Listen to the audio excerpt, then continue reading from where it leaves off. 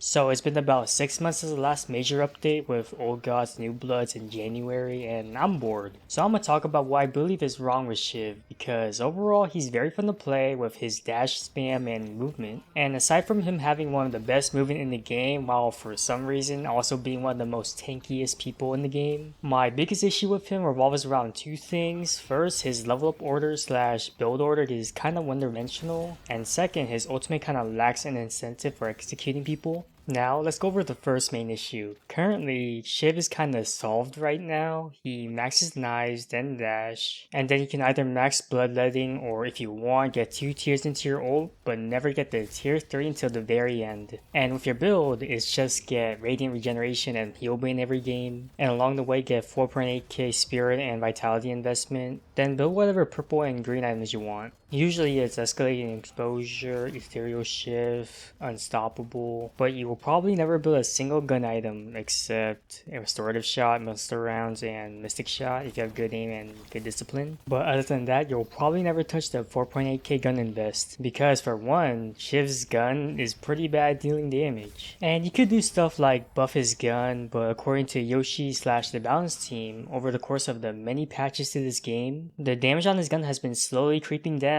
to the point of basically almost every Shiv player to just build spirit and vitality items. Personally, I kinda wish you were incentivized to at least build some good items to the point where you reach 4.8k. So I'm gonna suggest two different methods, the lash method and the bebop method. With the lash method, you would need to change some of his tiers, like, I don't know, tier 2 dash reduces bullet res instead of its current spirit res, which would probably incentivize you to go for the 4.8k gun invest for stuff like weighted shots plus mystic shot. But in the end, you'd probably still go for mostly spirit afterwards. Basically, it's like choosing gun shiv or spirit shiv, where both builds end up being mostly spirit anyways, and hopefully one build won't be significantly better than another. Or you can go one step further beyond and make an entirely new build with the bebop method, where you straight up just change the damage and scaling of a skill to gun slash melee. Don't know which one, but I propose slice and dice dealing melee damage because it just makes too much sense not to. Like, you're literally slicing through them, what else is needed? And with melee slice and dice, you could build some gun stuff like Stalker, Point Blank, Hunter's Aura, Berserker, and Crushing Fist. Don't know how broken that would be, but it would turn Shiv into two different builds, Gun Dash Shiv and Spirit Knives Shiv, with Gun Dash probably being the best source of dopamine that's next to crack, and Spirit Knives probably pooping the bed, so you may need to change up knives a little bit, or you'll run into the same problem Bebop has, where one build is just way better than the other. Or maybe a third option could happen, where you just build Spirit Shiv early and then go Gun Shiv later, which is unique, I think. I don't think any heroes go Spirit early to Gun later on, but we still have the same issue as before with him having one skill and one build path. Oh well. The next thing I don't like about Shiv that's way easier to fix is that his ult sucks, aka it doesn't give a good incentive into executing someone. Now obviously there's the motive to kill someone instantly from 20% health and the ability at tier 3 with it resetting on chain executes, but that's it. Most of the time, Shiv players just use it to travel a really long distance to escape. So low-key though, I'm fine with them nerfing the range of the dash as long as if they get something for successfully getting an execute.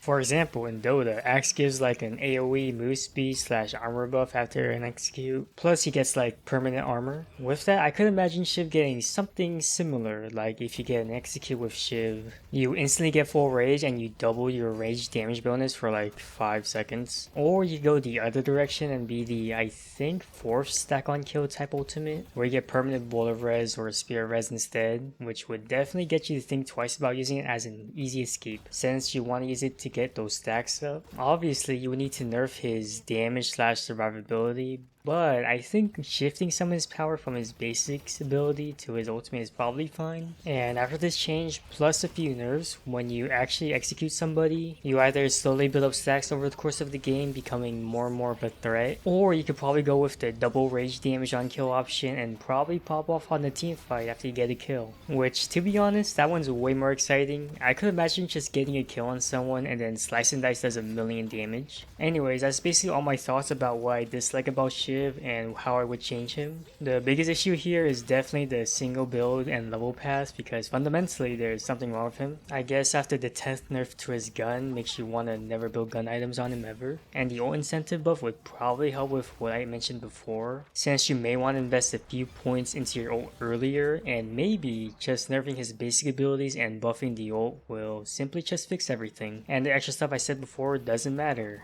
However, melee slice and dice would be cool though, right? Let me know your thoughts about all this below. That's it for now. Bye bye. This is what Month's Vow update does to you.